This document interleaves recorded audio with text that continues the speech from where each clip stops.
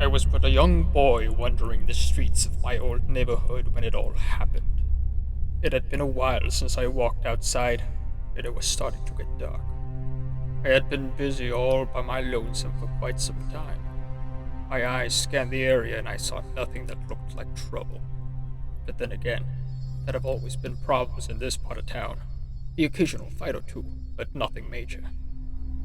I came across an old house that I didn't quite seem to remember. The garbage cans were filled to the brim with thrown out junk from what appeared to have been a yard sale. A man was sitting in his front porch smoking a cigarette. He saw me and waved at me. Hey, come back here. I looked around and I still saw nobody on the grimy streets. I came closer to the man and he told me, "Come here, boy. I have a special gift for a special little boy like you." He reached into his pocket and pulled out a small bottle. But I am a boy. I cannot drink this. It is against the law," I said to the man. The man made a toothy smirk and said, "Oh, but this bottle is not for drinking, my boy. This here is a magical bottle. It makes things happen when you spin it and you speak what you want." I took the bottle and spun it. The bottle began to glow brighter and brighter until its light illuminated everything around me. I felt myself being pulled towards the bottle while the man just smiled at me. The bottle stopped spinning and it pointed at me. Then the man spoke. "I dare you to come closer." Suddenly, I got closer to the man. The man's breath surrounded my face, and I could smell the Cheerios he had for breakfast. The man came closer to my face. I couldn't believe this was happening. The man gave me a kiss on my big forehead. Then he said, "Now you know the power of the bottle. Take it away from me. Use it to your desire, my boy." I grabbed the bottle and began to spin it again. The bottle began to glow brighter and brighter until its light illuminated everything around me once more. The bottle, again, stopped spinning and it pointed to me. I spoke. "I dare you to... But I could not think of anything. The man smiled again and he said, "Be careful, boy, for if the bottle points to you, you cannot command it." The bottle's glow faded away. "You can only speak with truth or dare to make things happen." I turned to him and said, "I dare you to let me go." The man nodded and let me go. I ran off. I was running through the dark night air heading home. I heard a scream behind me, but I kept running until I made it to the safety of my home. I rushed upstairs past my noisy parents and ran into my room. It was here that I felt I was safe now, and more so with this magical bottle. My cat was in my room, hiding on a high shelf. I called for him to get down, but the cat did not listen. Then, I thought of the bottle. What if I used this on him?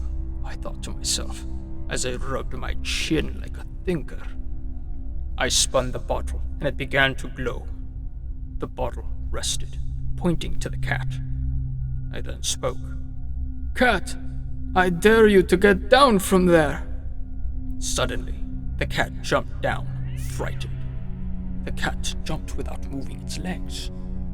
It ran to the door and squeezed its body out of the bottom of the door. "Whoa, amazing," I said to myself. I picked up the bottle and put it under my pillow and slept deeply. During the night, I dreamt up a dreadful plan. The next morning, I called my friends over for a slumber party. It was genius. I told my mother about the slumber party, but she refused to let me invite any girls to the party. With my quick and clever thinking, I spun the bottle, and again it glowed bright. It stopped to point at my tiny mother, and I spoke. "Mother, I dare you to invite all my friends over and convince their parents to let them come." My mother suddenly took out her phone and started calling all my friends' parents. My plan was coming together flawlessly. Later that day, my friends started to come over one by one. First, my buddy, Max. Second, my other friend, Steven. Finally, the girl I've had a deep crush on, Stacy. She had come with her friend, Emma. They were all here. We played video games together for a while. Party games like the Mario or the Smashing Brothers. We all had good laughs, and I got a little closer with Stacy with my jokes and humor. In some games, both our arms accidentally touched each other. Emma would give some glances over to us, but she would always shyly look away. Later in the night, we ordered pizza and soda. Everything was fun, and everyone was full. I took everyone upstairs to my room, with beds and inflatable mattresses made for my friends to sleep in. I closed the door behind me. My plan was coming together. I took the bottle out of my pillow and I said to everyone, "Let's play Truth or Dare." Everyone was silent as they stared at me. Everyone except Steven, who just nodded his head. He didn't seem nervous. He seemed excited. "Truth or Dare?" I looked around again and saw no one had any objections this time. "Truth or Dare," I began. But before I could finish, Steven interrupted me. "Yeah, let's do it," he said excitedly. Everyone looked at him surprised. Then they all cheered. "Okay," I replied. "Let's go." I spun the bottle and it started glowing bright. Everyone was shocked at first. The bottle then stopped and pointed to Steven, who stood there looking very scared. His eyes started about and he slowly turned away from me.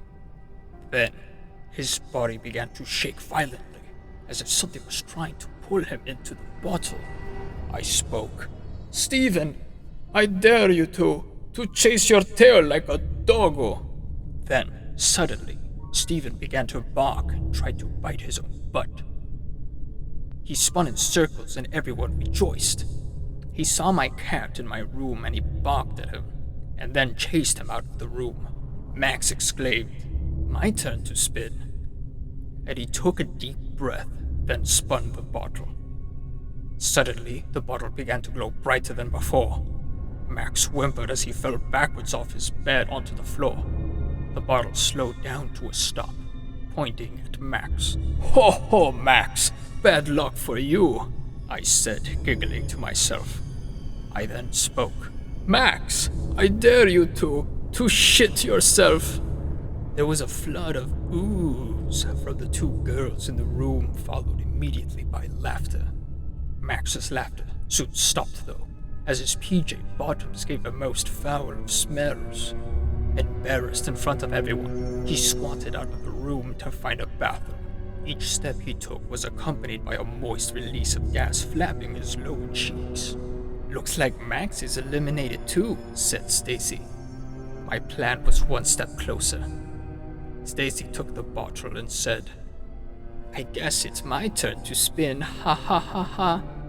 She gave the bottle a spin, and again it began to glow bright. It pointed to Emma, who stood there looking very nervous.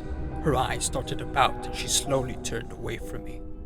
Then her body began to shake violently, as if something was trying to pull her into the bottle. Stacy then spoke. "Emma, I dare you to..." Suddenly, Emma interrupted. "No, not a dare. I choose truth." Stacy replied, "Okay then, tell me a truth. Tell me who is your..." Emma again interrupted. "No, not that. Give me the dare." Emma was scared. She kept trying to look at me. Stacy then said, "Well then, I dare you to kiss your crush." Emma began to blush uncontrollably as she started to face me. Once I realized what was going on, it was too late. Emma had seized me in a tight embrace, her bosom spitting me down. Soon enough, her lips locked onto mine. What is this feeling? I thought. To have known that she liked me. Emma then released me, and she was released as well. Stacy was in shock, laughing so hard she fell over on her back. Emma was flustered, furious even. Emma's eyes were still locked onto mine. She then turned the most saturated hue of red as she covered her face. I couldn't believe what I had discovered. I was frozen in shock, speechless. Emma's red, bashful face turned into a fury. She took the bottle and spun it. The bottle bristled, pointing to Stacy. Her body began to shake violently as if something was trying to pull her into the bottle. Emma spoke. Stacy, I dare you to. I dare you. Stacy quickly sat up and said, "Oh no, I'm not gonna let you do that." Stacy grabbed the bottle and spun it, but the glowing bottle did not stop, and Stacy was suddenly pulled into the bottle. I sat there, stunned, staring at the bottle. I felt a pressure of air against my chest. Emma was sitting stunned too, until she screamed. That scream made me jump, and I looked over at the bottle. I saw a tiny Stacy trapped inside the bottle. What? How can that be? I said out loud. Emma panicked, and she grabbed the bottle and threw it at the wall, but it did not shatter. The bottle bounced off the wall and hit Emma right in her glasses, shattering them, poking her eyes out. I couldn't believe any of this. My friend, running around like a dog. My other friend, shitting his butt out. My crush, trapped in a bottle. And her friend, a beautiful friend with sweet lips and soft bosoms, dead. This was impossible. This bottle is not magical, I exclaimed. It is a curse! I took the bottle and I ran outside in the dark. A storm was brewing up, as thunder illuminated the sky.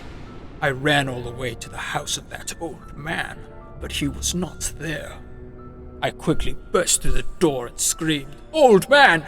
Where are you, old man? Why have you given me a curse?" I searched everywhere in the house, but found no one. Only then I came across a black door that I've never seen before. "What is this door? It was not here before," I asked puzzledly. The door led to a room full of mirrors. There was a lot of scribbling and writing on lots of the mirrors. Out of all of the writing, I could make out a few sentences. "You cannot get rid of it.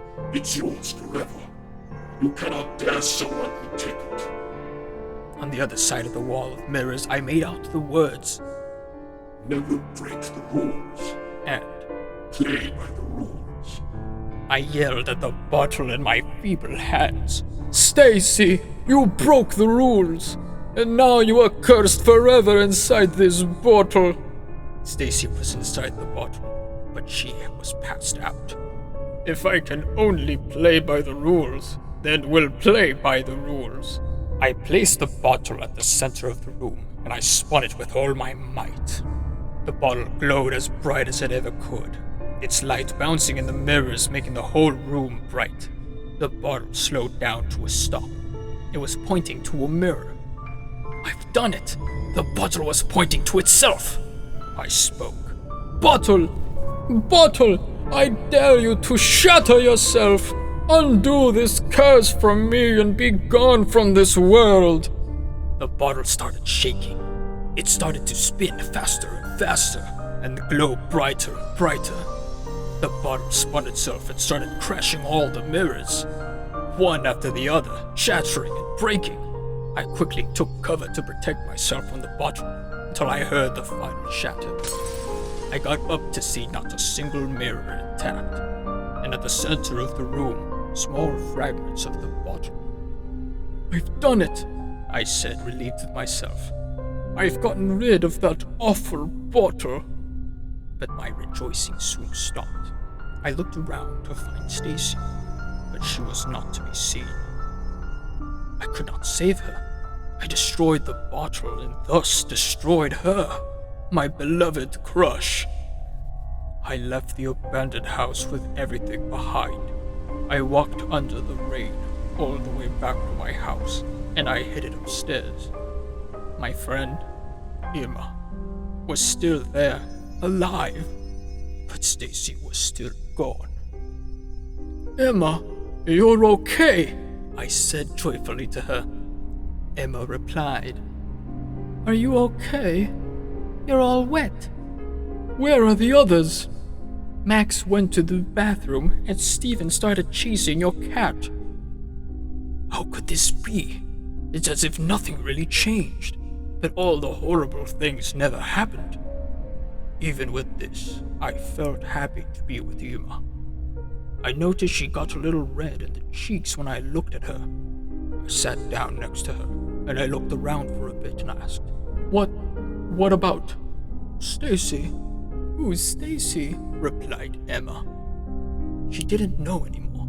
Stacy was no more. I came to terms, trying not to look awkward with Emma, and I got even closer next to her and said, Never mind, I don't know.